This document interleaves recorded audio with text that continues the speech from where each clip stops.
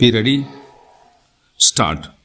Undoubtedly, it has some substance, but a vague statement that we stand for peace and freedom by itself has no particular meaning because every country is prepared to say the same thing whether it means it or not. Stop.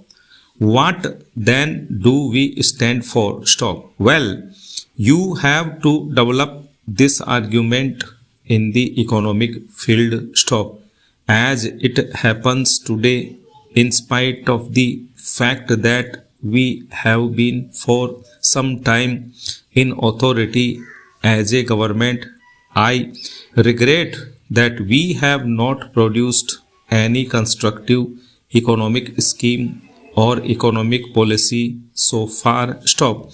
Again, my excuse is that we have been going through such amazing times which have taken up all our energy and attention that it was difficult to do so. Stop. Nevertheless, we shall have to do so, and when we do so, that will govern our foreign policy more than all the speeches in this house. Stop. Here. We have sought to avoid foreign entanglements by not joining one bloc or the other. Stop. The natural result has been that neither or these big blocs looks on us with favor. Stop. They think that we are undependable because we cannot be made to vote this or that way. Stop.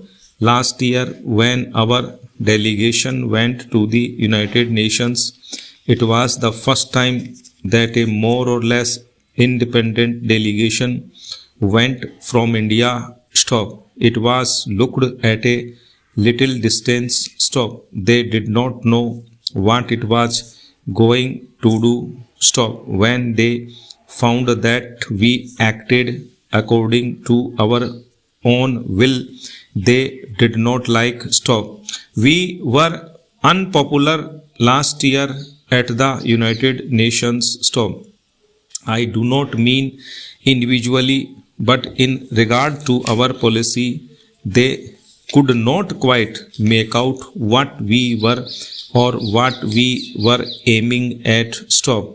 There was a suspicion in the minds of the first group that we were really allied to the other group in secret thought we were trying to hide the fact, and the other group thought that we were allied to the first group in secret, though we were trying to hide the fact. Stop. Para. This year, there was a slight change in this attitude. Stop. We did many things which both the groups disliked, but the comprehension came to them that we were not really allied to either group, that we were trying to act according to our own rights and according to the merits of this dispute as they seemed to us. Stop. Here.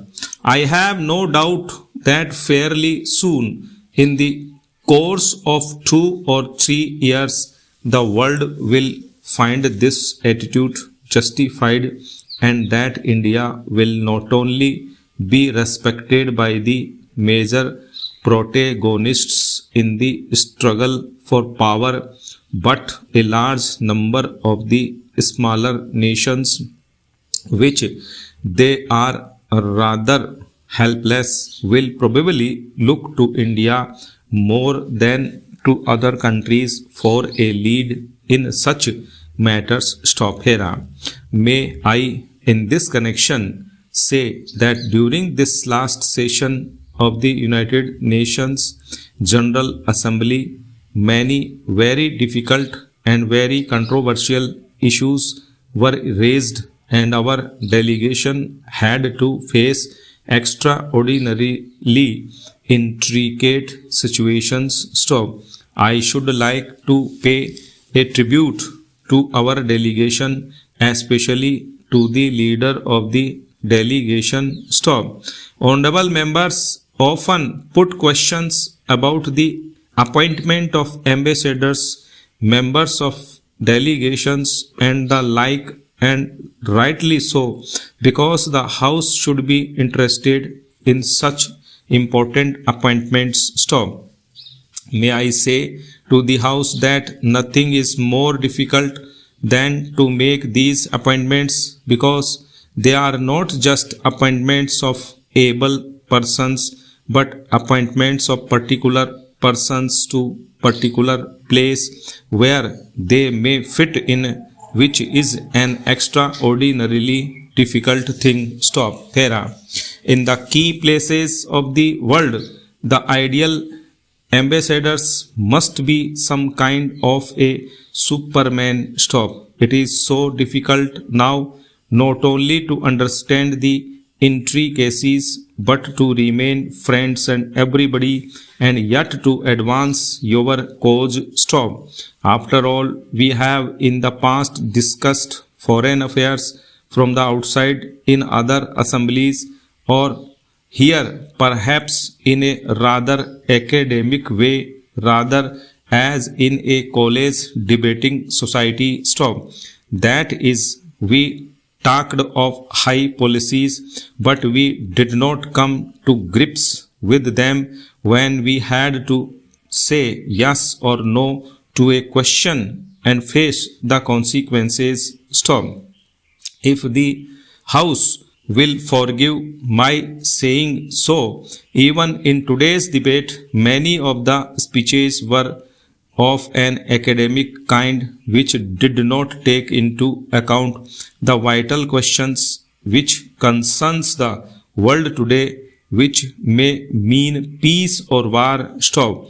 But when the House does have to face the question and take a decision which may lead to war or peace, when one comes face to face with realities, one cannot rely merely on idealistic principles. Stop.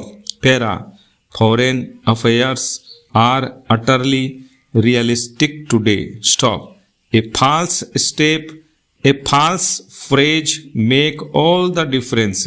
Stop. It is against this background that I should like the House to consider international affairs. Stop.